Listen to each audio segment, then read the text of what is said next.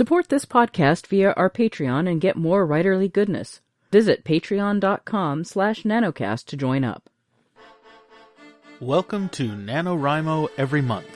My name is J. Daniel Sawyer. I'm the author of some 20 books, 34 short stories, and numerous articles and other things, and I am your guide on this journey to use NaNoWriMo to level up to professional output levels. Welcome to The Questions, Episode 63. Today, Ben asks, when I started writing, it was to fulfill a lifelong dream of mine. I thought it was going to be a magical unicorn ride into the sunset. Now that I'm 200,000 plus words in, it's starting to look like unicorns aren't real and the sunset isn't either. What is real is a shit ton of difficult work and a very high probability that I'll never be famous as an author, which was my secret reason for starting this daft adventure in the first place. Should I just quit now and save myself the disappointment, or are there other unexpected goodies waiting for me if I stick with it? If so, what are they?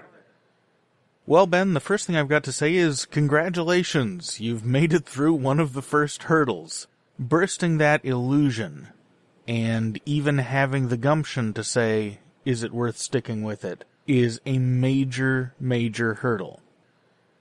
Of course, almost no one ever is famous as a writer. In terms of relative fame, writing is one of the least publicity-inspiring endeavors in the entertainment world. And that doesn't mean you can't be influential or famous in a limited sense, but in terms of fame and fortune and groupies throwing themselves at your feet, you're in the wrong business. You should go into rock and roll if you want that. Now, as far as whether you should just quit now, well, that is entirely up to you. What I can tell you is that 200,000 words in ain't much. Becoming a writer is like a PhD program. You go into a PhD program because you want to be in one of those professions that has extremely high entry requirements. You have to be a master at what you do simply to get in the front door. Writing is that way too. Most writers don't even start to hit their stride until they're over 1 million words in. And 1 million words is usually when, in the old world, people would start selling and mark the beginning of their career. So, in terms of the PhD program, you're still kind of in high school, just about ready to start your bachelor's program in college. Once you hit your 1 million words, that's when you graduate college and start to go for your master's degree, and then there's your PhD. It's going to take 10 to 15 years of good, consistent, solid work to really establish yourself as a master of the craft, and that's if you're working at it diligently with an eye towards learning everything on the way. The image that you paint of the illusion that you're starting to let go of is an image of fame and fortune that ironically is encouraged by fiction. In fiction, the hero reaches the end of his journey and rides off into the sunset. Particularly at the end of movies. Books can be a little different. A lot of books don't leave the stage at the end of the journey, but they'll leave the stage at the hint of the start of the next journey. When you're talking about something like an art form, any art form, mastery is an infinitely retreating horizon, and the only way to set yourself on a course to mastery is resigning yourself to the constant and, for some people, endlessly humiliating routine of always being a student. When I was 18 years old, I was a major U2 fan. They were, at the time, the top concert draw in the world. They were the best there was of the younger crop of musicians doing their thing. They were utterly fantastic and amazing. And their music grabbed at my heartstrings and did amazing things to me. And so I picked up the movie Rattle and Hum on video, which I hadn't been able to see in the theater because when it came out I was about 10 years old and hadn't run into their music yet. And frankly, I probably wouldn't have been allowed to see it because I grew up in a conservative household and just the regular rough language that was in the film wouldn't have been something that my parents would have approved of me going to see at that age, particularly not in the theater.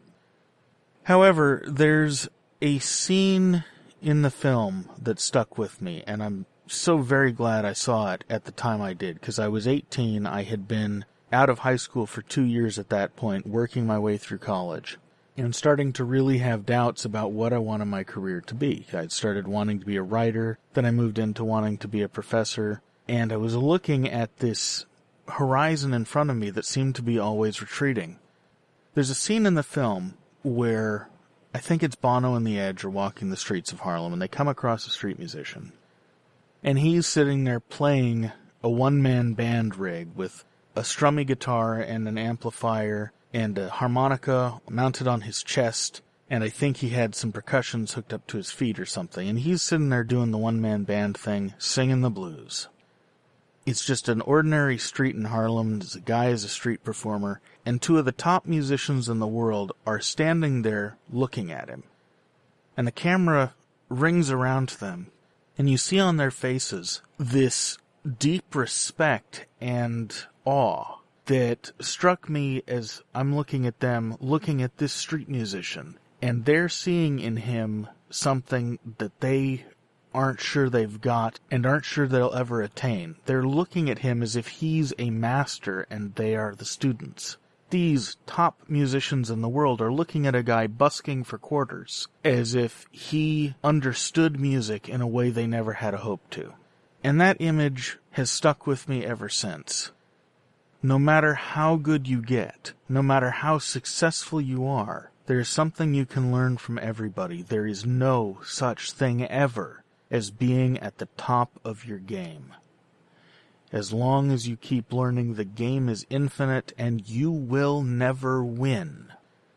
The books you produce, the financial success you might accrue, the properties you have to manage, all the business stuff I've been talking about the last few days, in a very real sense, that is all about managing the side effects of a deep, committed quest for mastery. It's the commitment to being a perpetual student and to learning to love the process of discovery and learning and the humiliation, in the literal sense of the word, the humbling, the draining of the self of ego that comes with being keenly aware of how far you have to go and of how today, whatever you do, you must somehow find a way to do it better than you did it yesterday. That process yields immense, immeasurable rewards in terms of personal satisfaction and fulfillment. It's a kind of satisfaction and fulfillment that you cannot get in a gamified situation with predictable returns and payouts. You can be content in a gamified situation, but you cannot achieve the depth of satisfaction and joy that comes from always being in the place you are now, where the sunset is retreating and the unicorns are disappearing, and in their place is a sea of possibilities that are beyond the feeble images that you carried into this game when you first decided that you wanted to write because the people that you grew up reading opened your mind in amazing ways and made you see vistas you couldn't even imagine. You will have that effect on your readers, no matter what it is you write. The people that love your fiction will love your fiction because of the transformation that it causes in them, whether that transformation is a soft escape from the grind of everyday life, or whether it sets in motion the kinds of personal revolutions that mark seasons in life and transform entire lives. What you do has value because it creates meaning in the lives of your audience. And if you're approaching it as a student and you divest yourself of that notion that you will arrive at some point and you will have it figured out and you'll just be able to coast, you will reap those same benefits in a different way in terms of the quality of your life and the fullness of your life and the things that you are able to offer to others in your personal life outside of your art. Telling stories is the fundamental human thing. It's how we communicate meaning and emotion and truth to each other. Truth in an emotive sense. Sometimes the truth we're communicating is bullshit, but the communication itself is a process of learning.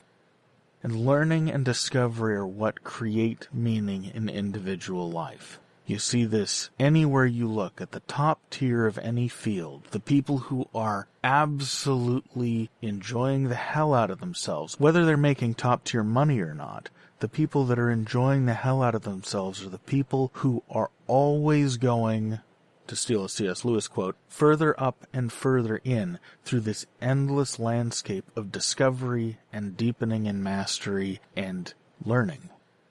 Everything else that you gain through this process, and it can be immense. You may never be world famous, but it's not unlikely if you stick through it and continue learning and improving that you'll wind up at some point generating quite a fortune. That point could be decades in the future, or it could even happen after you die, which kind of sucks, but it's true.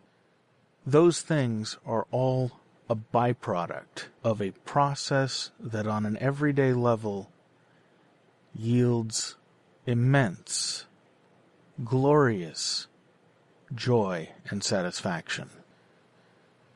If you're willing to give up the naive dreams and replace them with a joy in the learning. I hope that helps, and I'll see you tomorrow. NaNoWriMo Every Month is written and presented by J. Daniel Sawyer and produced by Artistic Whispers Productions. Visit our website at nanowrimoeverymonth.com and leave a tip in the tip jar or join the Patreon to support this podcast. NaNoWriMo Every Month is copyright 2016 by J. Daniel Sawyer and Artistic Whispers Productions and is released under a Creative Commons non-commercial attribution no derivatives license.